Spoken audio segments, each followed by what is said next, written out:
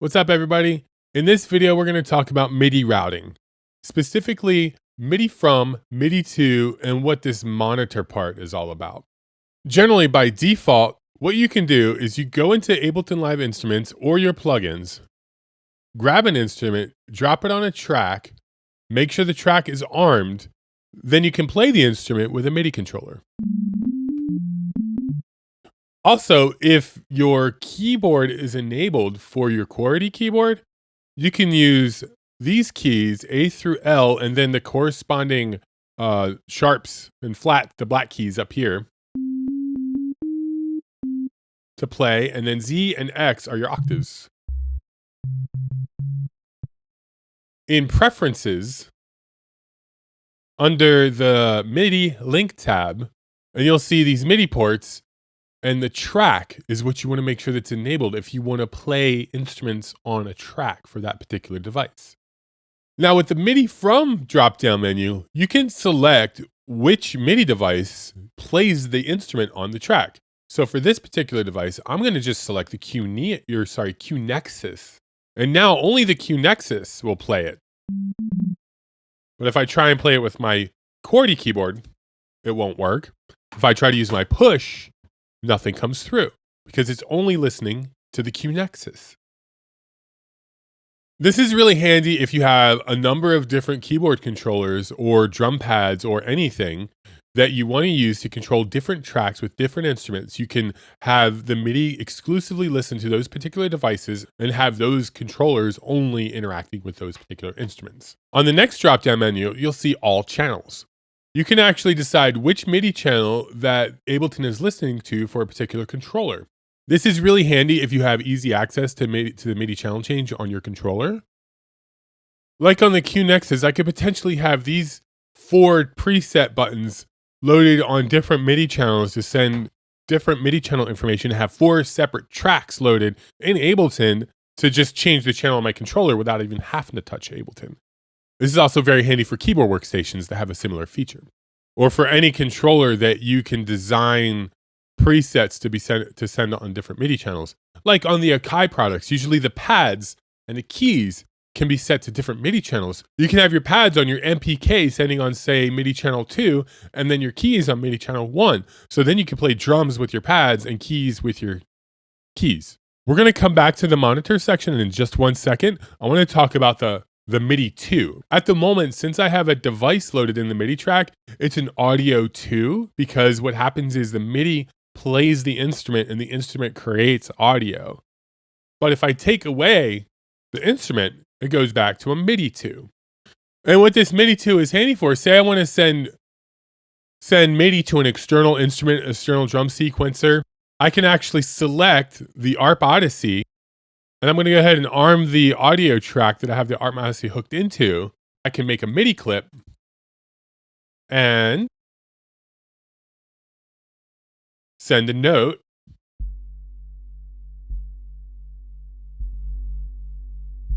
To play the ARP Odyssey. I'd also like to point out under instruments, you'll have what's called an external instrument, which is really good to use when you're working with external instruments. This allows you to send MIDI, like say to my ARP Odyssey, and then pull audio from 5, which is the track that my ARP Odyssey is sending audio on. We'll go ahead and disarm this audio track. We don't need it. And now, when I program some notes,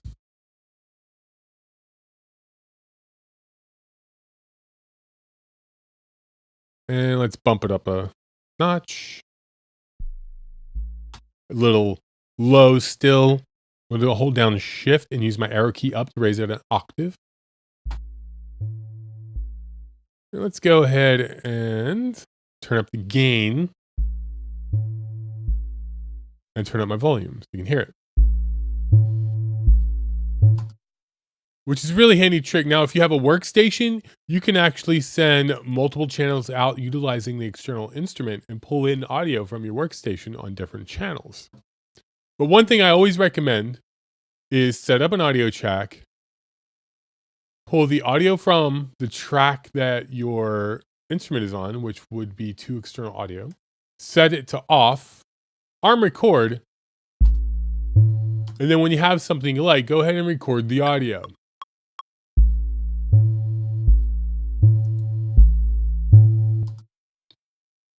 And then you can disable this clip. I just, deactivate usually.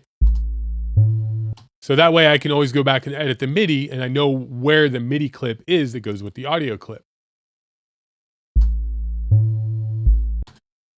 So it's really important to do this because, well, specifically with the ARP Odyssey, it doesn't actually have presets. I may not set it up the same way the next time I get on. I may sell instruments or I just don't want to hook it up. So if I'm using any kind of external instruments in production, it's always a really good idea to record the audio immediately. Other really cool things that you can do with the MIDI 2 function is you have this program change. You might have to look in the manual on your device to figure out if it needs bank, sub-bank, or just program.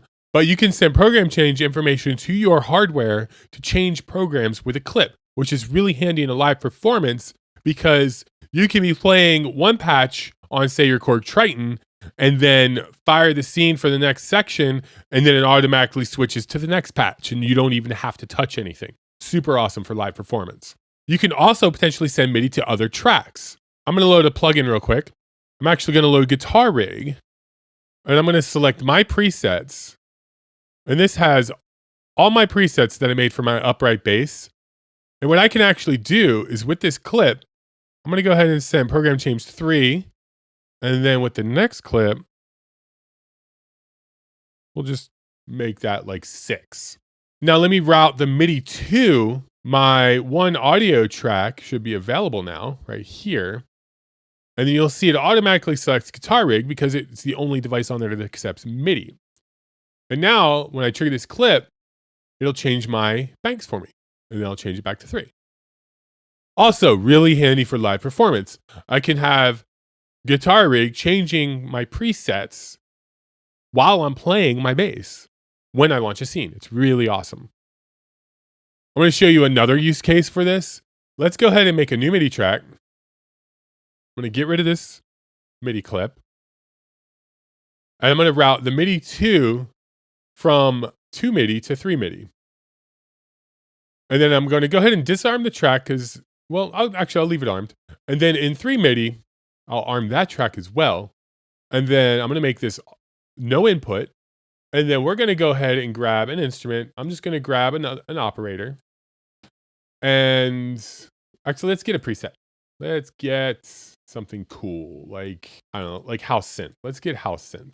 We'll see how that sounds. Yeah, that's cool. Now, let's go into our MIDI effects. And let's get an arpeggiator. Let's get a chord.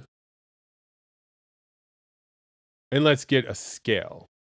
And in fact, I'm going to hot swap this chord out. We'll put House 4 to go. Okay, that's fine. Let's use that. Sounds good. And then let's hot swap our scale. And we'll just pick C minor. C minor, regular C minor. And now what I can do, I'm just going to program a quick little melody. And I'm going to put this. Cool, that'll work. Let's double that loop. And we'll just raise this a 5th. I can really put any note that I want, but I'm just going to raise it a 5th anyway. And let's put another note right here. We'll maybe have it ascend. I don't like that too much. Let's try this. And not feeling that, so let's drop that down a 4th. Nice, that's cool. And then double that loop, and then maybe this time we go to the 5th. All right, that sounded pretty cool, right? So let's hear it without these effects. Not too awesome. And we put on this chord, automatically makes a chord. This one will keep it in key. Now let's play with the ARP. So let's maybe swing 16, mess with the gate a little bit.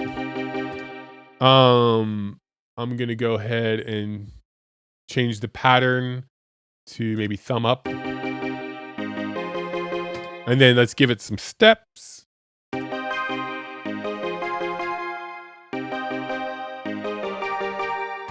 Cool. Now I got, maybe a cool idea that I want to use. Now, The reason I set this up like this is because when you get further down the line in production, maybe you want to change a note, maybe you want to see what's going on. When you're running through the MIDI effects, it's using the CPU, but it's also, you don't really get to see what's going on. When you go into this MIDI clip, all you see is these single notes. But what I can do now is I can go ahead and record these notes.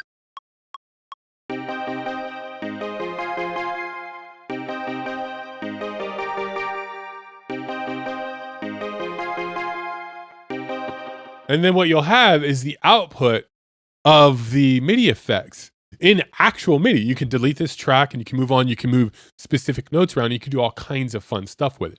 Super awesome workflow tip for working with MIDI effects. So I like to do a lot of improvisation, and I also like to use more than one controller.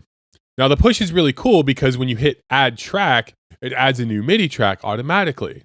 But it'll use the default settings of your MIDI track. So what I like to do is set up my new MIDI track. Let's clear out all this information. In fact, let's just start fresh. Insert MIDI track. And you'll see that I already have it set up a certain way. When I create a new MIDI track, push to input and all channels, so it's only listening to the push. So no matter what else I play, it won't play anything.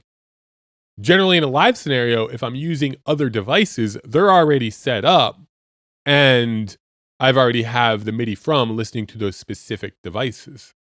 Now, to set this up, all you need to do is set up the MIDI track the way you want it, right click on the MIDI track or command click, and then save as default MIDI track.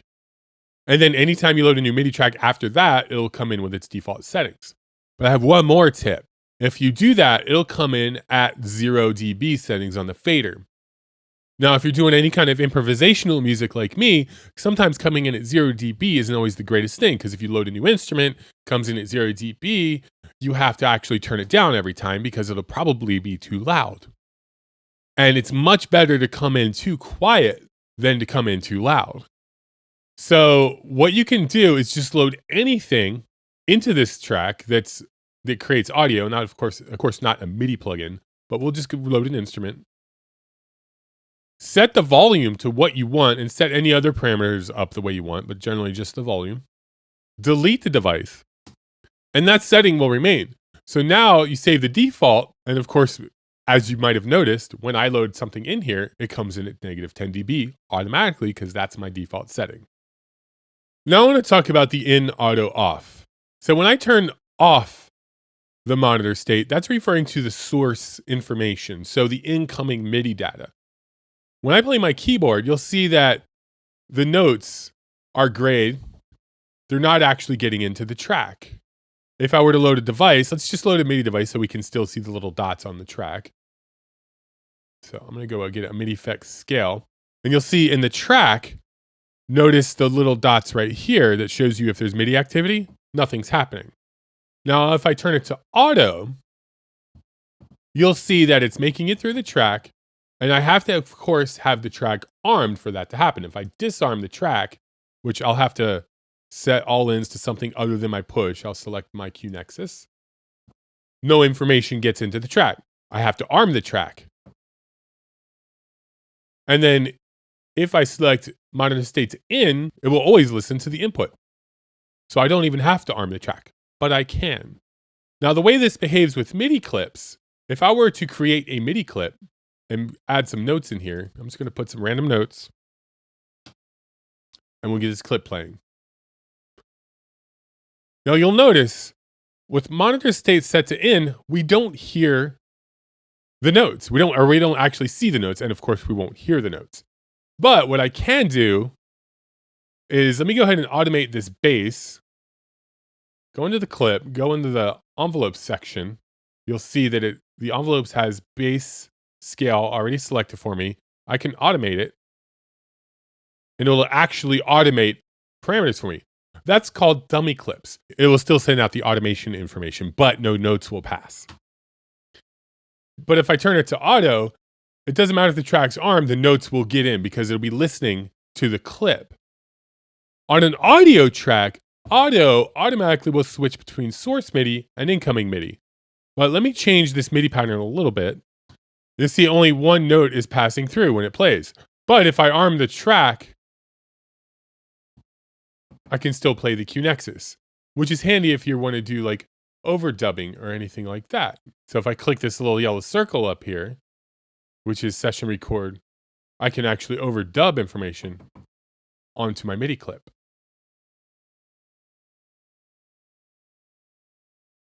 You cannot do that with a regular audio clip, but you can do that with MIDI clips. Now, if I turn this to off, I want to turn off overdub. The clip will still send information down the track to play the device, but if I play the keys, nothing's going to get through. I can, of course, turn on overdub and overdub, but I won't hear it until the clip plays it. So in a nutshell, basically in is really good for if you just want to play live and you're not going to record any clips or anything like that, you can actually still use the MIDI clips to create automation and as dummy clips basically, which is really cool. Auto is really good for if you are going to record clips and you're producing or maybe live looping or something like that with MIDI.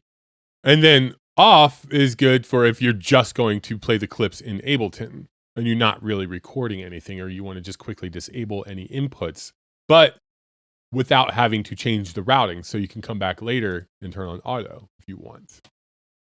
Anyway, that about wraps up what I'm going to talk about in this video. My name is Jimmy Allison. I'm an Ableton Live certified trainer. I teach one-on-one lessons online privately. We can focus on all of your needs, all of your goals, and the workflow is really fast and you can learn really fast and get around the learning curves. Go ahead and check out my website, austinabletontutor.com, or contact me for more information.